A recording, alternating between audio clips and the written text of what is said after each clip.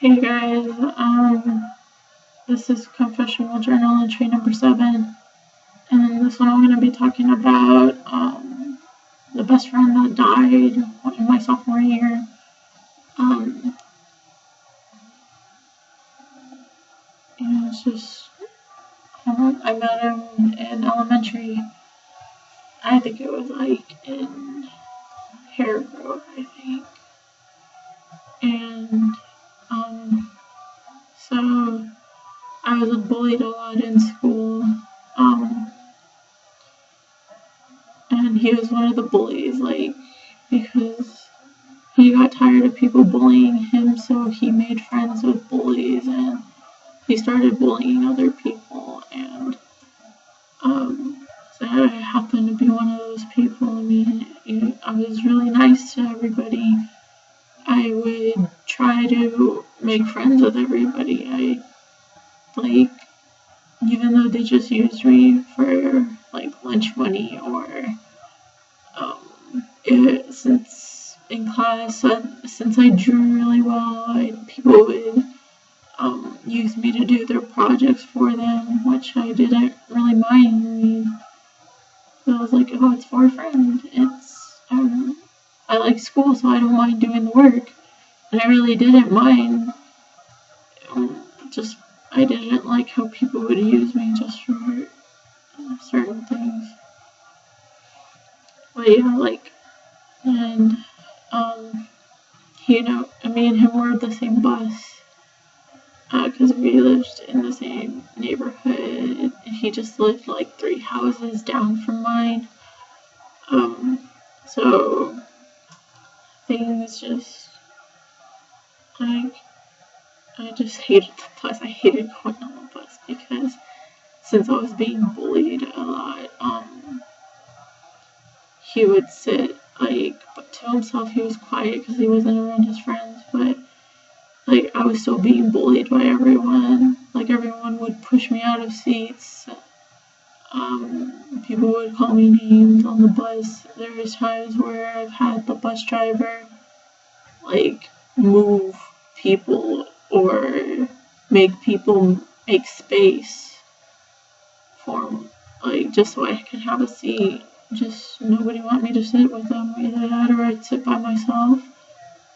And it was hard. I mean, going through everything that was going on at home, my parents fighting all the time, my sisters and my brother, and school, just, it was too much. Sometimes, I got really sick. I'd have anxiety attacks. Because I didn't know what to do.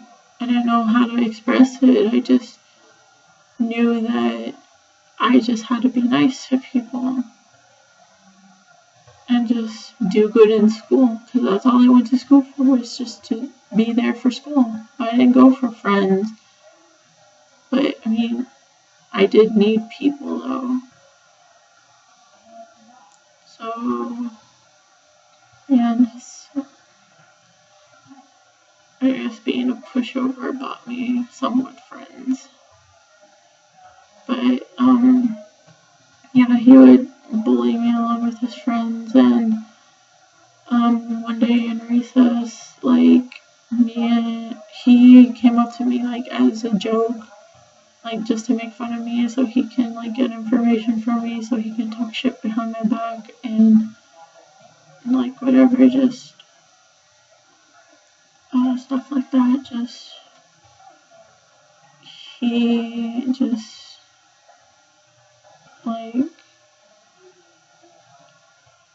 at the time, I got really sad to where I saw, I started to, where I'd give myself paper cuts. I'd, actually, would get scissors and try to, cut gashes into my arms and legs, and it's just, it's just all that anger and just depression, I guess. I just didn't know what to do with it. I didn't have anybody to talk to. I just didn't know how to express it. So, like, I don't know where I even got that idea to do that from, but it just, like, that's what happened. And then, yeah, then Jagger noticed it, and he was just like, hey, like, he just thought I fell, and he's like, what, like, how did you fall? Because you have so much scratches all over you. And I'm like, and I just didn't say anything. He's like, and like, I guess he knew, so he was just like, well, do you want to sit on the bus with me? And then, yeah, that day I sat with him on the bus, and, just me and him from there, we became really good friends after that. We actually, like, I had somebody to talk to, like, outside of school, and, like, he stopped bullying me. He got some people to back off. He would stand up for me, and just, like, one day, like, he saw me, like, crying outside, and he could hear my parents screaming, and, like, my brother and my sister were, like, outside doing stuff. They were just playing, I guess, like, on the trampoline or whatever, but I was just outside. I was, like, petting a cat, and I was crying, and, like, he came over, and he was like, oh,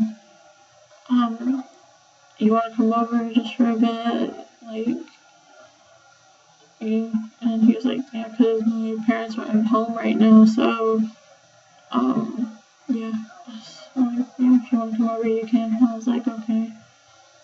So, like, I wanted to ask my parents, but I couldn't because my dad would get mad and start yelling at whoever interrupted him or whoever just came in the room.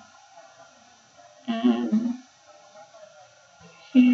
so I just left a note saying where I was. Like, I told my brother because his brother was with him. So, yeah, I went over and we, like, started talking, and I was telling him, like, how sad I've been feeling, and, like, I just didn't know what to do, like, cause at the time, like, I was actually thinking about killing my parents. Like, I was planning things out. I was planning to run away from home, and I just didn't know what to do. Like, I just told him all of that, and he was like, well, I mean, me and my brother do this whenever we're stressed out, because when our parents fight and they start to, like, blame things on us, and they just leave the house for, like, a week, and we have to stay here by ourselves, we just, like, yeah, we just smoke. And I was like, yeah, smoking is bad. I mean, I was a little goody two shoes at that point because I was, like, really into Dare, and having the little stuffed animal with the lion and stuff, and I was like, yeah, just say no to drugs, and so, I was really into that, and he was like, but, I mean, he's like, yeah, I know that, but this is weed, though. It's, like, it actually, like, calms your nerves, it takes your mind off of things, and I was like, yeah, I was like, okay, well, I trusted him, so I smoked with him, and then I was in the second grade.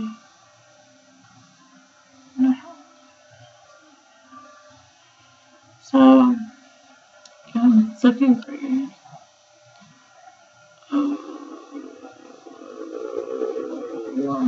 I don't remember how old I was, but I was pretty young, since I'm 18 right now. So, yeah, it was hard. And it made things a lot better for me, because I didn't think about it. I was actually pretty happy at that time. Like, and then after that, I got really dependent on it. And I was like, but I need more. Because, like, and there was a time where I actually got along with his brother, and he was like, hey, like, if you want, I can give you something, like, a little bit stronger than this. And it would be, like, pills. So it was his mom's pills, or whatever, and it just made me not care. Like, it was just like, yeah, I'm fine. Like, I'm fine, I'd just be in a daze. So, I was like, okay. So, I started doing other things. So, from there, like, I started getting just so young, just starting to get addicted to drugs, and I moved. And I got really sad because I didn't want to leave my best friend. I didn't care about the school. I just wanted to be with my best friend. So we ended, like, after I moved, we were just writing each other letters just to keep each other updated. But I moved back, like, around the same area, I guess, and when I went to Dean, which was the 7th grade, he visited me in the hospital, because I had a ruptured appendix. So, and that was the thing that actually brought my parents back together and kept them from being divorced. And if it wasn't for that, my little sister, the littlest sister, wouldn't have been born.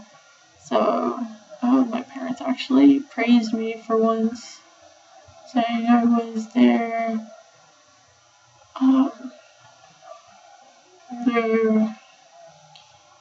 guardian angels, I guess. So, I guess from there, it got worse. I was still doing drugs. The cutting didn't stop. It went from pills to actually snorting and shooting up heroin. It was really bad.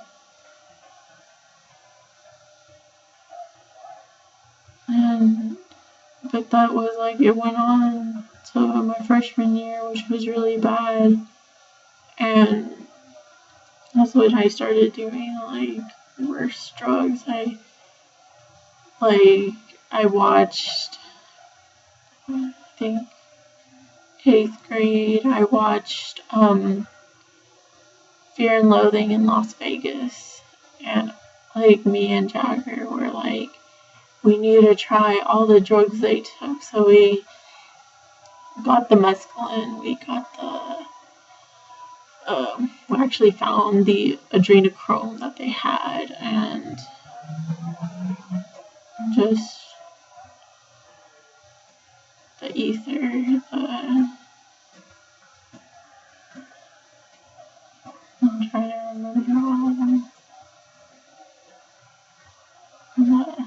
acid, LSD. But yeah, it was really scary. Like to know that I counted him as my best friend because he was actually there for me. But the only thing, he would have been the perfect best friend for me if he wouldn't have just offered to give me drugs in the first place. And it made me really sad because it took me until my junior year to realize that he wasn't really a friend. But anyway, yeah, after freshman year, I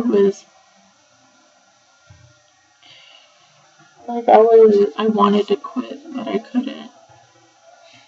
I was passing out during gym. I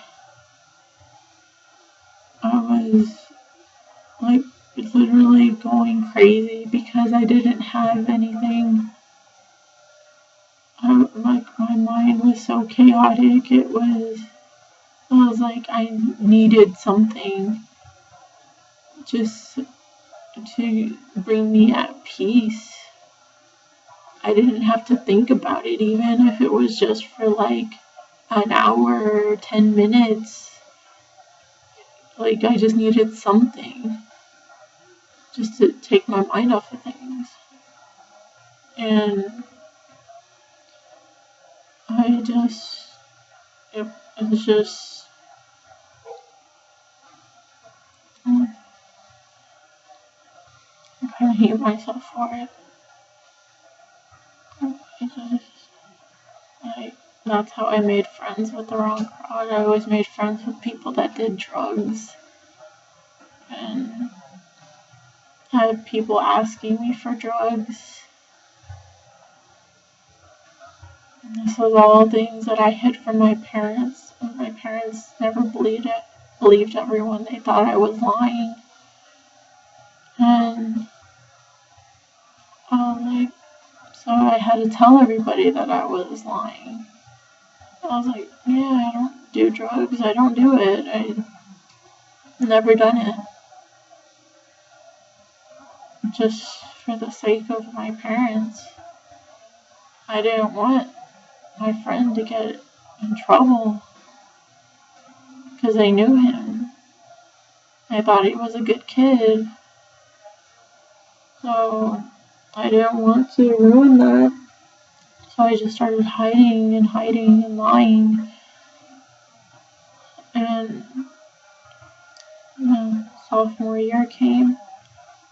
After I moved and all that happened with the boyfriend and date rape, and after all that I knew I had to quit. Because I'm like, things haven't gone that bad for a really long time. So I had to give it up. So it got so bad to where I actually lost my memory for a bit.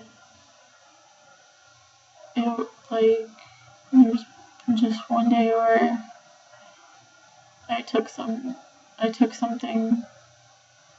and I ended up fucking up my memory.